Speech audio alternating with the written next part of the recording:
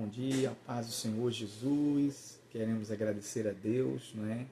Hoje um dia especial, hoje comemorado dentro do calendário, não é? Brasileiro, Dia do Trabalhador. Que Deus abençoe cada trabalhador, cada pessoa que sai de manhã nessa luta, nesse labutar da vida, como um guerreiro que vai, não é, conquistar a provisão do alimento para toda a sua querida família. Que o Senhor abençoe abundantemente todo trabalhador. Nós não poderíamos deixar de passar esse dia em branco sem celebrar e agradecer com muita alegria e com muito prazer, não é, por todo aquele que é um guerreiro, que é um dono de casa, que é um pai de família, que sai nessa luta todas as manhãs e acorda para prover o provimento, tanto para a sua querida esposa, como para a vida de seus queridos e maravilhosos filhos. Então, para um trabalhador que entende isso e tem uma consciência do que é ser um provedor de casa, do que é ser aquele guerreiro que tem que trazer o dinheiro, o alimento para a sua família, a veste, o calçado e tantas outras coisas, né, que preenchem a nossa necessidade humana, ele é uma pessoa especial. Que você possa celebrar com seu pai, com a sua mãe que trabalha, você que é filho, que vai ouvir esse vídeo, que você possa dar um abraço hoje, um beijo no seu pai, apertar ele forte, agradecer a Deus pela vida dele, porque ele é um guerreiro e ele sempre faz tudo, eu acredito. Todo homem bom tem esse pensamento, tudo pensando no bem-estar da família e também dos seus filhos. Esse é o guerreiro, né, que merece todo o elogio hoje e descansar.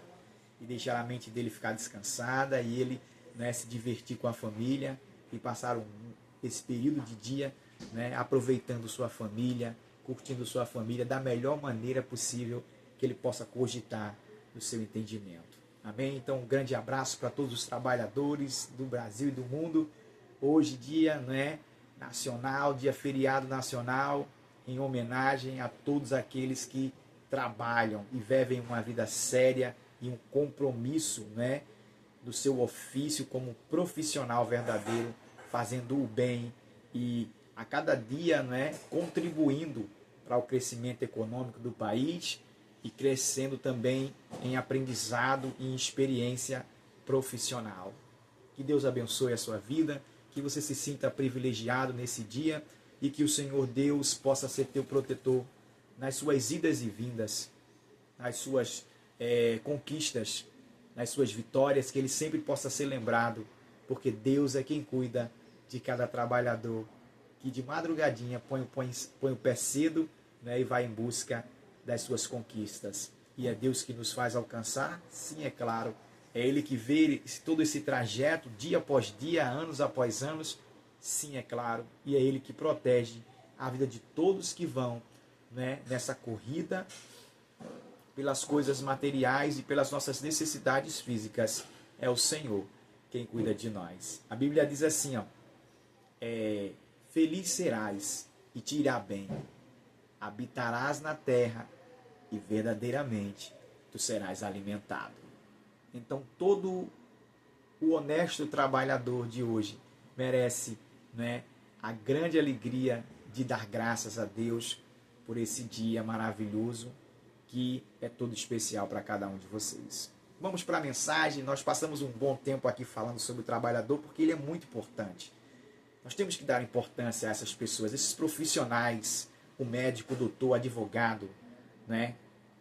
O juiz, o promotor, o pedreiro, o pintor, o arquiteto, o agrônomo, né?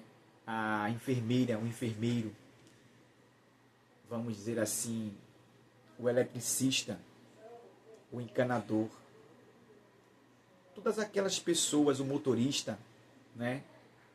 A diarista, o homem que trabalha, o corretor, a corretora, o vendedor, a vendedora, o farmacêutico, o médico, que é tão importante para a nossa saúde, e tantos outros profissionais no mundo, né? Aqueles que presidem sobre nós, presidente, vice-presidente, ministros, né, deputados federais e estaduais, todos eles são importantíssimos dentro, né, desse sistema do mundo e de governo de país para a nossa vida. E o que dizer do educador, que é essencial, não pode faltar. O professor é muito importante para o crescimento e o aprendizado, né, no âmago secular, e que você possa ser uma pessoa muito inteligente na sua vida, buscando nos estudos, crescendo na vida, se formando e conquistando grandes sonhos que podem ser possíveis se você fizer um pouco de esforço e tiver fé que eles vão acontecer. Isso vai ser real na sua vida, isso vai ser uma realidade futura da sua história. Que Deus abençoe você em tudo. Vamos para o texto, nessa oportunidade. Glória ao nome do Senhor Jesus Cristo. Nós queremos falar hoje sobre alguém que estava trabalhando, que saiu em um momento para trabalhar, embora, né, fosse o meio-dia, mas ela ia trabalhar e ela ia fazer um trabalho. Observe o que o texto diz. João capítulo 4, versículo de número capítulo 4, versículo, a começar do versículo de número 3, diz assim: Deixou a Judéia e partiu outra vez para a Galiléia. E entretanto era-lhe necessário passar por Samaria. Assim que chegou a uma cidade de Samaria chamada Sicar, perto das terras que Jacó dera a seu filho José, havia ali uma fonte de Jacó. Jesus, todavia, cansado da viagem, sentou-se à beira do poço, e isso aconteceu por volta da hora sexta, que no calendário hebraico é meio-dia, 12 horas no nosso, né, horário. Nisso uma mulher de Samaria veio tirar água. Pediu-lhe Jesus: dá-me um pouco da água para beber. Pois os seus discípulos haviam ido à cidade para comprar alimentos. Então lhe respondeu a mulher: como sendo tu judeu, pede de beber a mim, que sou mulher samaritana? Pois os judeus não se relacionam bem com os samaritanos. E Jesus respondeu a ela: se conhecesses o dom de Deus, e quem é que te pede? Dá-me de beber, tu lhe pediria, e ele te daria água viva. Indagou-lhe a mulher: Senhor, tu não tens com que pegar água. O poço é fundo. Onde tu podes conseguir essa água viva? Olha aí, glória a Deus. Meus irmãos, esse texto é um texto muito conhecido. Esse texto que fala da história do episódio do diálogo de Jesus na cidade de Sicar com a mulher samaritana. A história que nós queremos contar hoje é uma história que foi contada, né, de forma particular para o apóstolo João, o apóstolo do amor, aquele que nós conhecemos como o João, o evangelista. A narrativa descrita por João no capítulo 4 de seu livro, no Evangelho segundo escreveu João, só é contada por ele próprio, por motivo, acredito, dele ter uma profunda amizade com o Senhor Jesus. João, detalhe, era um dos seus discípulos mais novos e também que se tornaria, dentro da escola apostólica, o apóstolo mais novo. A Bíblia descreve ele como sendo alguém ainda jovem. O João, ele é chamado por Jesus muito novo e ele tem um afinco à pessoa do mestre, mais do que todos os outros 11. Ele é diferente, ele gosta de estar mais perto de Jesus, gosta de ouvir a voz de Jesus. A história diz que na Santa Ceia ele reclinava a cabeça dele no tórax de Jesus, né? Ou no peito do Senhor Jesus, melhor dizendo. E ele era uma pessoa que cheia de amor, uma pessoa com sensibilidade na vida, sensível, uma pessoa que transmitia, né, um determinado carinho especial à pessoa de Jesus. ele manteve uma relação de amizade muito forte, talvez tal qual parecida àquela do Jonatas com o Davi, lá nos tempos bíblicos, né, na história do reino, do reinado do rei Saul. Mas aí a Bíblia vai dizer, meus irmãos, que o evangelista Marcos não descreve a história nem narra, muito menos Mateus, ou muito menos também o Dr. Lucas, o grego, que ele aparece no cenário como um cristão no ministério do apóstolo Paulo, alguns anos à frente. Observe que a particularidade da história em que eu vou contar hoje para vocês só foi contada ao apóstolo João, e é ele unicamente que descreve e narra em seu livro, no Evangelho de João, o encontro de Jesus na cidade de Sicá, como eu falei, dentro da aldeia dos samaritanos, ali no território, na região de Samaria. A história vai dizer que havia, né, naquele lugar, muito dos samaritanos, por motivo de eles serem rejeitados pelos judeus. Os samaritanos moravam distantes de Jerusalém, distantes do território, né, de alguns lugares aonde se concentrava a maior quantidade de judeus sanguíneos, porque eles eram tidos como amaldiçoados. Para a gente entender bem a história da mulher samaritana e da rejeição que havia sobre ela, e os irmãos dela, né, toda a sua etnia, vamos dizer assim, é importante a gente entender que lá, depois do cativeiro babilônico, né, na libertação do povo hebreu, o povo judeu retornou a Jerusalém e foi edificar a cidade e também reedificar o templo naquela ocasião. Era uma ordem do rei Ciro, rei da Pérsia, que tinha conquistado Babilônia e tinha destronado o filho do monarca Nabucodonosor. Por essa ocasião vieram Esdras, vieram Josué e Zorobabel, e também a história também coincide também com a chegada também do Neemias, que vem da fortaleza de Suzã e pede aos Xerxes para vir reedificar a sua cidade natal, pois ela estava em calamidade, em grande e profundo desprezo e miséria. A história vai dizer que quando os samaritanos se aproximam, naquele período já existiam samaritanos, para reconstruir o templo junto com os judeus, eles são proibidos pelo Josué, pelo Zorobabel e possivelmente também pelo Esdras, o escriba. Então ele disse, vocês não vão ter memória nessa edificação e nós não queremos a participação de vocês no edificar da casa do nosso Deus aqui, que está centralizada dentro de Jerusalém. Então acredito que daí então já vinha alguns problemas acontecendo raciais, porque um samaritano era filho de um judeu com uma mulher síriaca, ou o samaritano descendia de um homem da Síria casada com uma judia. Uma união proibida, segundo a lei estabelecida pelo servo do Senhor por nome de Moisés, dada pelo próprio Deus dentro da Torá, que é os 5 livros primeiros da Bíblia Sagrada, do Gênesis ao livro de Deuteronômio.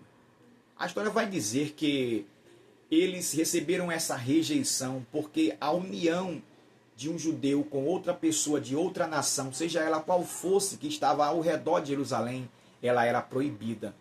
Deus havia dado a terra prometida ao povo dele, que descendia da linhagem de Abraão, conforme nós conhecemos a história, e ele deu essa proibição, não deu seus filhos aos filhos das outras nações pelas quais vocês estão sendo enviados, e eu estou colocando vocês para possuírem as terras deles. Mas alguns judeus não deram crédito e não deram atenção a essas leis.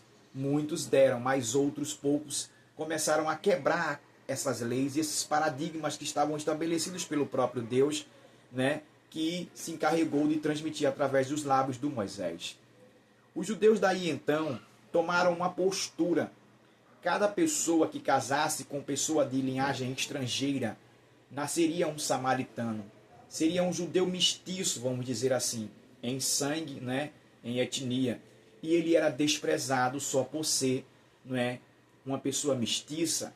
Uma união de um judeu com uma pessoa de outra nação era extremamente proibida. Até nos dias de hoje, isso também é uma proibição. Para você ter uma ideia, o quanto é uma coisa muito séria, uma coisa muito ritualística, uma coisa muito tradicional, né, que rompeu gerações. Mas aí a história vai dizer que a mulher samaritana, pela qual Jesus encontrou ela, depois de 700 anos, desde o acontecimento lá do Esdras, na proibição, no livro de Esdras, no capítulo 4, até, né, o capítulo 4 do Evangelho de João, a história vai dizer que durara 700 anos já essa rixa, essa guerra racial, esse preconceito e essa discriminação racial entre judeus e samaritanos. E também havia grande problema na área religiosa, do culto a Deus. Tanto é que quando eles foram proibidos de construir o templo em Jerusalém, junto com os judeus sanguíneos naturais, né, de puro sangue, vamos dizer assim, os samaritanos resolveram fazer outro templo no Monte Gerizim, que também cultuavam a pessoa do mesmo Deus de Israel. E também seguiam as leis também de Moisés, segundo a cultura e a história nos favorece essa mesma história. Os samaritanos tinham a Tora como regra de fé, né, e religiosa, e serviam ao mesmo Deus, o Deus que apareceu a Moisés no Monte Sinai, na sarça ardente em fogo. Porém, a história vai dizer que, embora essa guerra, né, de templos e de cultos existisse entre eles, Jesus queria quebrar essa inimizade de muitos anos. A história diz que era necessário Jesus passar por dentro da cidade de Samaria. Uma viagem e um caminho proibido pelos judeus, que eles não gostavam de tomá-lo, pois eles passavam dentro das aldeias e das cidades samaritanas. Então o judeu preferia pegar uma rota bem maior, que gastaria muito mais horas e tempos do que entrar por Samaria e passar nas aldeias dos samaritanos. Porém, naquele dia, o Espírito Santo impeliu Jesus até a cidade samaritana, a cidade de Sicá, como a gente sabe. E lá em Sicá existia, fora da cidade, próximo à cidade, mas fora, do lado de fora da muralha, um poço que o Jacó, o patriarca, servo de Deus, havia cavado, havia bebido daquela água cristalina, daquela fonte de água que ele achou, e deu a ele ao gado dele, né, e seus filhos. E depois, anos mais tarde, no nascimento de José e lá, né, no crescimento do José, ele deu aquela fonte de presente e herança para seu filho José, a quem ele muito amava. Era um filho querido do coração dele, José. A gente sabe disso quando lê Gênesis 37, 38, né? 39, e aí a gente segue. Porém, a Bíblia vai dizer que Jesus parou em Sicá. Dizem alguns historiadores, não sei bem ao certo, mas alguns estudiosos dizem que aproximadamente Jesus andou 80 quilômetros de onde ele estava da Judéia para passar por dentro de Samaria para voltar outra vez para a Galiléia, aonde seu ministério era muito aceito e ele tinha uma multidão enorme esperando de galileus para ouvi-lo. A história vai dizer que ele, cansado, já era meio-dia, naquele período lá, aquela região ali, os territórios bíblicos, o sol escaldante, muito forte, até mais forte do que aqui no nosso Brasil. Jesus com os lábios ressecados, acredito, de andar muito, exausto, seu corpo cansado demais. Ele chega junto à fonte e ele se senta, né, no poço. Era como se fosse uma cacimba que a gente tem hoje no interior, que tem aquela parte, né, redonda e aí tem aquelas pedras em cima que você pode usar como se fosse um assento, um banco, vamos dizer assim. Então Jesus sentou ali em uma pedra e de repente uma mulher vai se aproximando com um cântaro vazio. E Jesus sabia que havia um problema muito grande de discriminação e de religiosidade entre os judeus. Então ele sabiamente, ele pega os discípulos, todos eles, diz assim a eles: vão na cidade lá comprar comida. Eu quero que todos vocês vão. Não sei se algum questionou, né, a história não diz, mas talvez eles estranharam, dizendo assim: todos nós, Senhor? Só precisava um ou dois ou três. Todos nós temos que ir. Todos vocês vão? Vocês devem ir. E aí eles foram obedientes a Jesus e foram todos, né, naquela euforia de grupo, né, de alegria, aquela escola, né, de ensino apostólico que estavam vivendo. E aí a Bíblia vai dizer que a mulher se aproximou de Jesus ao meio-dia. Quem sabe a sua aparência no seu rosto era de sofrimento. Ela se aproxima e ela vê que tem um judeu. Não sei se ela murmurou antes de se aproximar de Jesus, o texto não diz, mas possivelmente poderia ter murmurado. É um judeu que está aí, sentado aí. Mas eu vou só tirar a água e não vou trocar palavras com eles. Eles não falam conosco, eles são metidos a santo. Eles dizem que só em Jerusalém é o lugar certo para adoração. E eles são os que são mais santos do que nós. E nós somos os impuros e imundos para ele. Então, não vou dirigir a palavra. Porém, Jesus foi ali com o objetivo de trazer, não é, e quebrar a resistência que havia, tanto de etnia, não é, como de raça e como religiosa que havia entre eles. Uma guerra muito grande, como eu falei no começo, que durara 700 anos. O Senhor Jesus era um mestre em humildade e ele sabia como começar um diálogo com alguém. Ele sabia como falar com alguém. Então o Senhor Jesus pensou, eu acredito, e ele disse assim, eu vou rasteiramente, eu vou por baixo, eu vou na humildade, na humilhação. Vou pedir a ela socorro, ajuda. O judeu não fala de jeito nenhum com o samaritano, que dirá pedir ajuda, que dirá pedir para que ele faça alguma coisa por ele ou por ela. Então a história vai dizer que Jesus disse à mulher, mulher, me dá um pouco dessa tua água, que eu estou com sede, dá-me de beber. E aí a mulher olhou para Jesus, em uma resistência logo, em uma ofensiva, ela transmite para ele palavras muito fortes e muito hostis. Ele diz assim, olha, o senhor é judeu, o senhor não sabe que o nosso povo não se comunica com o seu povo? E que o seu povo não quer trocar palavras conosco? Nós não mantemos uma comunicação já fazem muitos anos.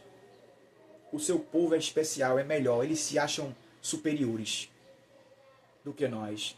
E eles não falam conosco. Tanto é que eles nem andam, talvez ela até citou, tanto é talvez que eles nem passem por onde aqui o Senhor passou. O Senhor não sabe que essa rota aqui é proibida para judeus?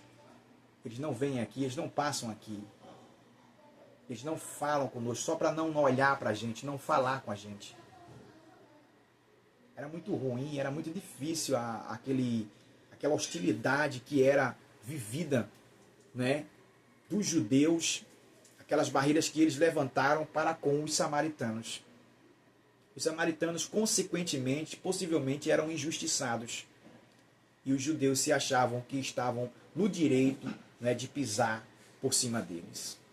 Para você ter uma ideia, é como hoje em dia a gente vê pessoas, não tem pessoas que são assim, que eles se acham que são superiores, melhor do que nós, que ganham melhor do que nós às vezes, porque tem uma vida melhor, porque tem uma formação acadêmica melhor, diplomas, anéis de doutor, uma pessoa teóloga, né, uma pessoa culta, uma pessoa que faz doutor, faz mestrado, pós-mestrado, né, PhD em alguma coisa. Então ele anda em cima pensando que ele é o tal, que ele é melhor do que todo mundo, um juiz, né, um advogado muitas vezes.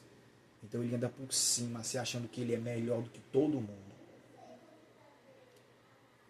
E isso exala nele, na arrogância, nas palavras que ele fala, na forma e na postura com a qual ele anda, né? E às vezes como ele aborda as pessoas. É claro que no meio de hoje, dentro da cultura brasileira, no meio de grandes homens egoístas, tem muita gente humilde, simples, tem sim.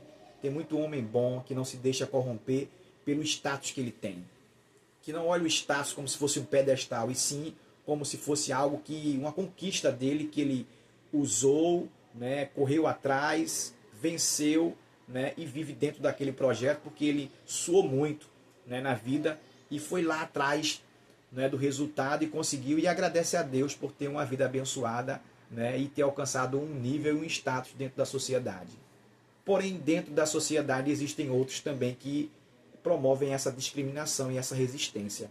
Às vezes também, incrível que pareça, por incrível que pareça, dentro do mundo que nós vivemos hoje, ainda existe preconceito racial de cor.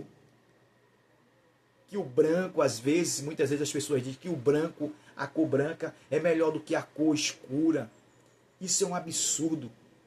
Isso é terrível, isso é um crime sério hoje em dia. Né? A gente vê isso acontecer até podemos dizer assim, abrindo parente, né, no âmago do futebol hoje em dia, que é vergonhoso lá na Europa, né, o que as pessoas fazem com o Vini Júnior. Então, e outros jogadores demais que são de cor de pele escura. Isso é um absurdo, isso é uma discriminação que não deveria existir mais no mundo que nós vivemos hoje.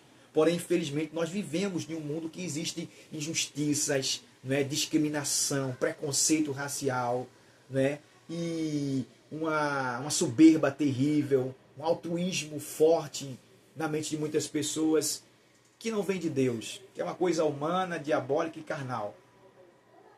Mas a história vai dizer que havia muitos anos que judeus não trocavam palavras com samaritanos. E o Senhor Jesus foi quebrar essa barreira de inimizade, de separação que havia. Ele queria unir ambas as nações. E foi isso que ele começou a fazer naquele dia. Ele deu início a derrubar a parede que havia que separava. Jesus é extremamente poderoso e intenso quando se trata de destruir sistemas religiosos que afastam mais as pessoas de Deus do que os unem. Então Jesus ele foi ali e quebrou aquele paradigma, aquele tabu que havia ali. A mulher, ao ouvir Jesus falar com ela, né, quando ela resiste ao Senhor Jesus, Jesus disse assim a ela: olha, mulher, se tu soubesse, quem é que te pede de beber? Não era não era você que daria a ele a beber, era ele, né? Você pediria a mim e eu te daria água viva. A mulher replica e resiste ainda às palavras do Senhor Jesus em um diálogo muito tenso, né? E cheio de pressão ainda religiosa e racial.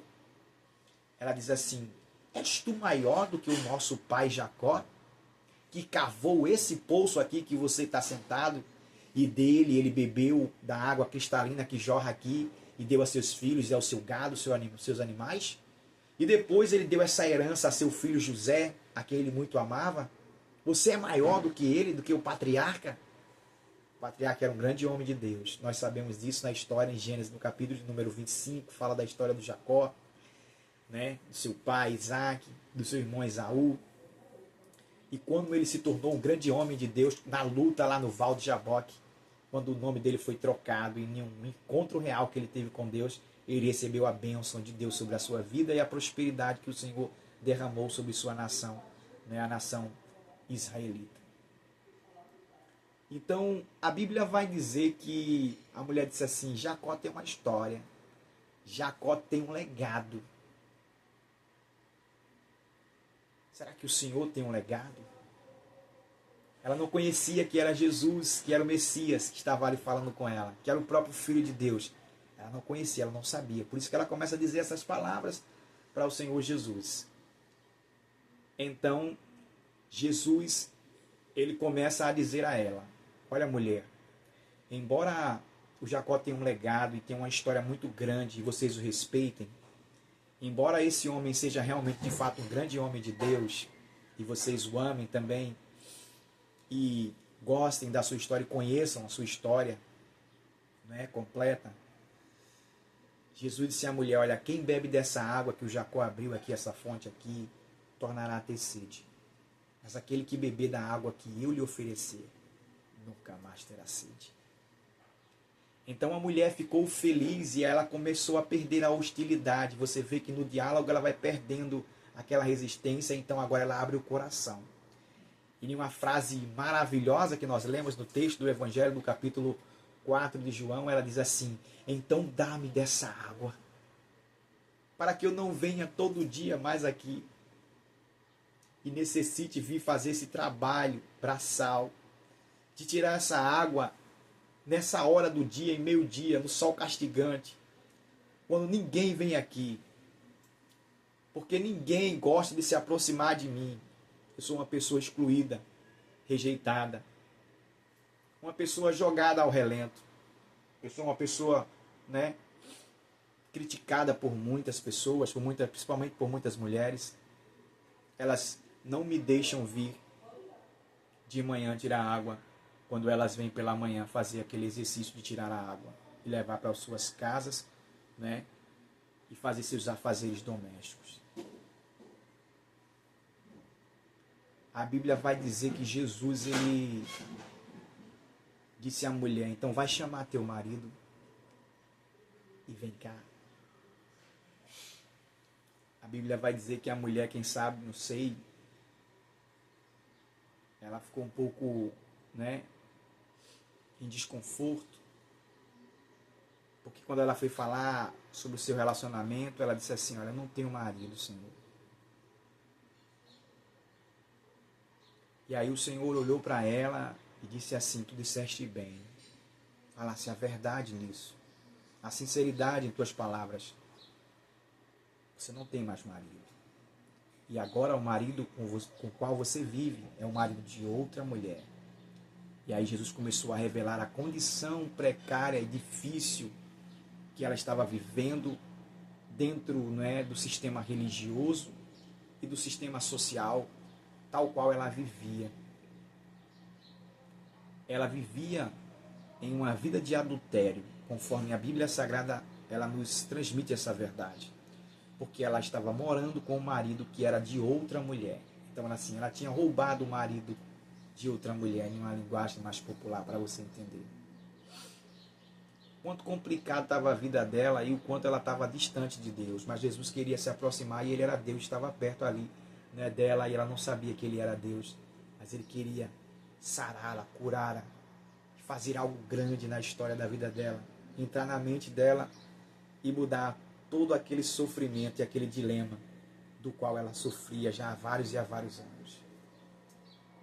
Uma mulher que teve 5 maridos, não se sabe a história se ela divorciou de alguns deles ou se a maioria deles morreram.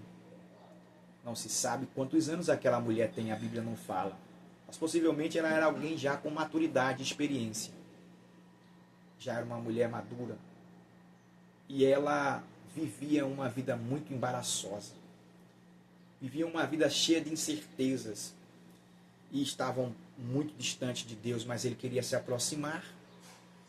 Foi isso que Jesus fez quando ele disse que era necessário passar por Samaria. Alguém que está muito distante de mim precisa que eu se aproxime dela. E faça algo pela vida dela. E liberte ela daquele grande sofrimento e daquele drama terrível que ela vive na vida dela. A história vai dizer que Jesus, ele, quando revelou a história da mulher e a vida íntima daquela mulher, ela disse assim, eu vejo que tu és profeta, Senhor. Porque eu não falei nada com o Senhor. O Senhor não me conhece, não sabe nem meu nome, não disse nem o meu nome. Mas o Senhor está falando de algo pessoal, de casos pessoais da minha vida e coisas confidenciais que eu não transmiti ainda para o Senhor. Nunca conversei com o Senhor sobre isso. Então a mulher começa a abrir o coração e ver que quem estava sentado junto na fonte era alguém que tinha autoridade espiritual e que tinha um legado grande, que tinha uma vida diferente e uma proximidade com Deus. Foi surpreendente para ela ver ele falar sobre coisas da vida dela que só ela sabia que tinham acontecido ou as pessoas que moravam próximas a elas. Porém, aquele estrangeiro que era Jesus naquele dia ali, aquele homem que vinha de terras distantes de Jerusalém, que estava sentado naquela pedra junto ao poço, não conhecia a história daquela mulher, nem tampouco sabia o nome ou de que família ela pertencia. Porém, ele começou a revelar a vida dela particular.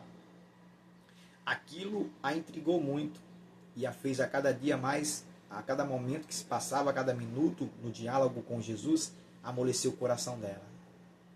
Então ela disse assim, Senhor, nossos pais adoraram nesse monte. E vós, judeus, disseis que é em Jerusalém o lugar certo para adoração. Existia esse tabu de muitos e muitos anos. Qual é o lugar certo para adorar a Deus? Qual é o lugar certo para prestar culto ao Senhor Deus Yahvé, ou Jeová, em uma tradução do português? Qual é? Então o Senhor Jesus disse assim, Deus é Espírito. E importa que os que o adorem em espírito e em verdade. Ele estava dizendo assim, em uma tradução para você entender. Deus quer corações sinceros, corações abertos e uma vida de verdade para se aproximar dele, falando a verdade, para que ele possa se aproximar daquele coração sincero que está o adorando. Então Jesus continua dizendo assim: não só neste monte ou em Jerusalém será um lugar para adoração, mas crê-me, mulher, que a hora vem e agora é, disse Jesus, em que os verdadeiros adoradores adorarão o Pai em espírito e em verdade. A mulher disse assim ao Senhor Jesus: eu sei que o Messias há de vir, aquele que se chama o Cristo. E quando ele vier, disse Moisés, ele restaurará todas as coisas, tirará todos esses problemas religiosos e preconceitos raciais que há entre nós e judeus e quebrará todas essas barreiras que foram estabelecidas socialmente, religiosamente, de etnia, e restaurará todas as coisas, Senhor. Então Jesus, eu acredito que ele se endireitou no poço onde ele estava sentado. Parece que eu estou vendo, e ele disse à mulher assim: olha, eu sou aquele que você começou a falar agora. Eu sou o Messias. Aleluia. Ele revelou para a mulher que ele era o Messias. Por que Jesus ele não quer revelar que ele é o Messias em muitos episódios da vida dele? Mas naquele dia, para aquela mulher problemática, cheia de problema e de tristeza na vida, aquela mulher sofrida, com um drama na história terrível, samaritana, que não era uma pura judia, o Senhor fez questão de não guardar o segredo, mas sim abertamente falar que ele era realmente aquele porque tantos eles esperavam e almejavam que viesse o Tebete, em uma linguagem hebraica, o restaurador de todas as coisas. Conforme profetizou Moisés no capítulo 18 de Deuteronômio.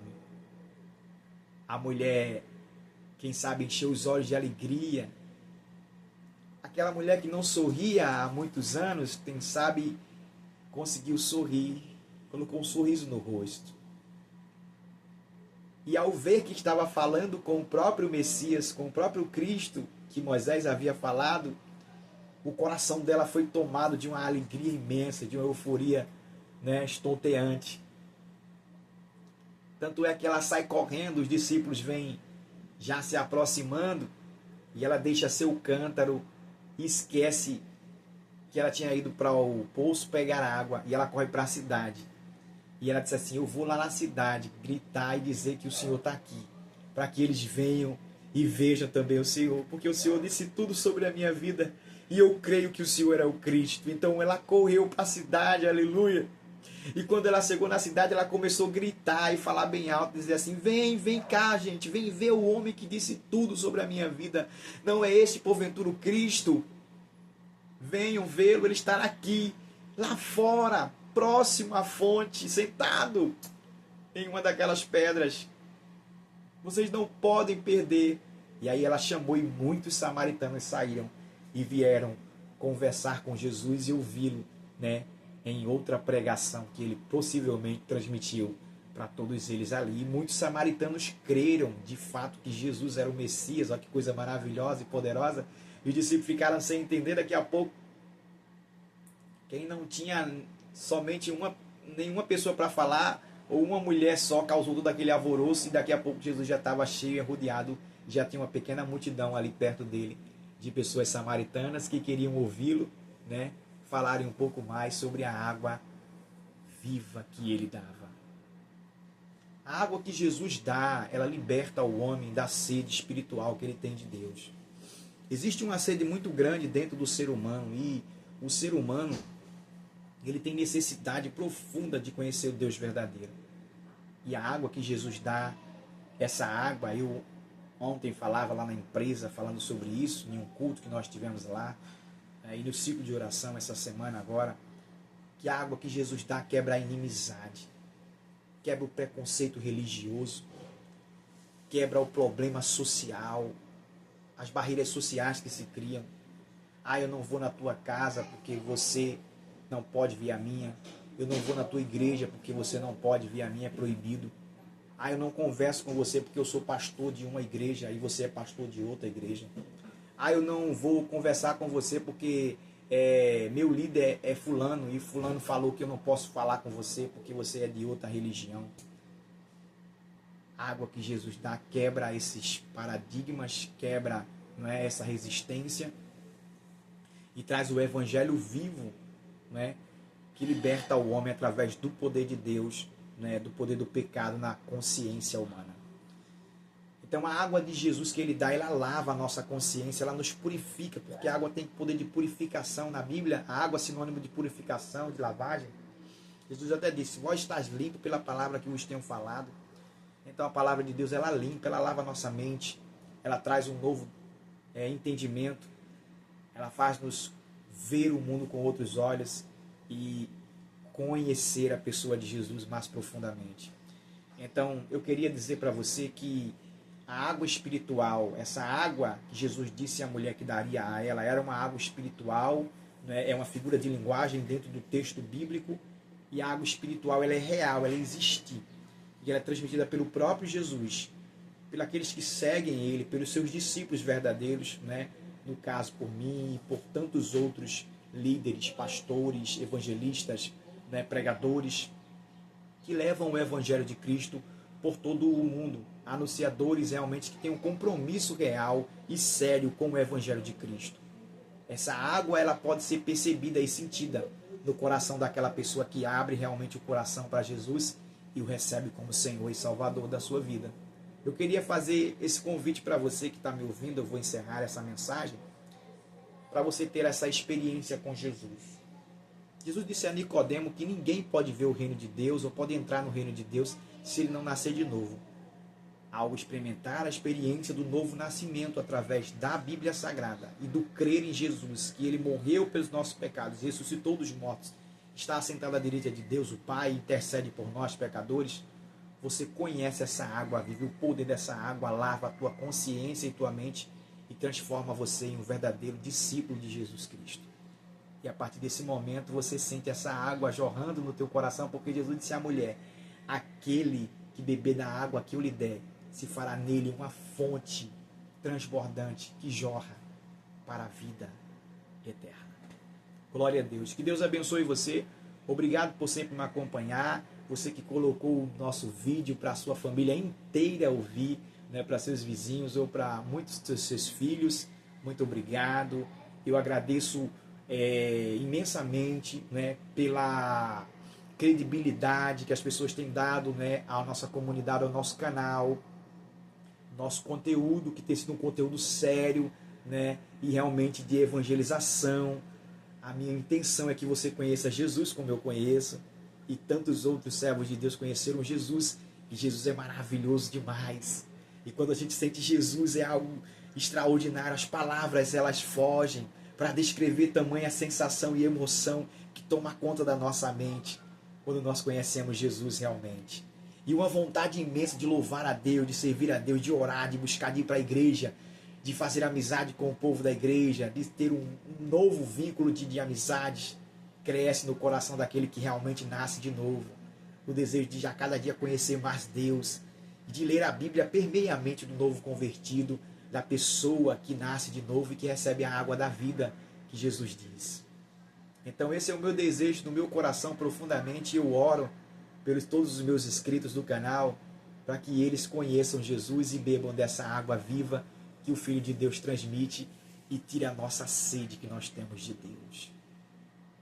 Que hoje você possa agradecer a Deus, louvar a Deus, porque essa mensagem do reino de salvação verdadeira, né, de fé, é transmitida no canal Mensagens da Fé para a salvação da sua vida. Eu acredito que muitas pessoas vão aceitar Jesus através do nosso conteúdo que nós transmitimos, porque é um conteúdo cheio de fé e do Espírito Santo, né, e da graça de Deus se manifestada e derramada, né, para com todos aqueles que estão nos ouvindo. A graça de Deus a se manifestado, disse Tito, trazendo salvação a todos os homens, a todos. Aleluia. Então é isso. Esse é o meu desejo profundamente. Eu sou o irmão João Paulo, auxiliar da Igreja da Assembleia de Deus, faço parte da Assembleia de Deus, não é? Que tem um ministério sério no mundo e leva a mensagem do Evangelho. E você que me ouve, ora por mim, para que eu continue sempre trazendo esse conteúdo de salvação, de evangelização, na essência, porque é isso que o mundo precisa. O mundo está sedento está sedento de uma mensagem dessa, uma mensagem de salvação, que fale sobre a salvação e a importância de ser salvo em Jesus Cristo e receber a água da vida, para que a gente continue prosseguindo. E amanhã, com certeza, nós queremos alcançar muitas multidões, né? Milhões de pessoas a ouvirem nosso conteúdo através da internet, e nós encontrarmos, né, e alcançarmos corações despedaçados para restaurá-los através do poder da água que Jesus Cristo transmite. Amém? Esse é meu desejo profundo. Vou dizer o meu jargão. Nós estávamos meditando e todo mundo tem uma palavra. Eu queria dizer: o sonho é maior. E as circunstâncias não são um impedimento para que esse sonho se torne realidade. Amém? Continue orando por nós. Deus abençoe você e a sua família inteira. E que o Senhor Jesus te dê um dia abençoado, de paz, e enche de graça, da graça de Deus, a sua vida, a sua mente, todo o seu coração. Amém?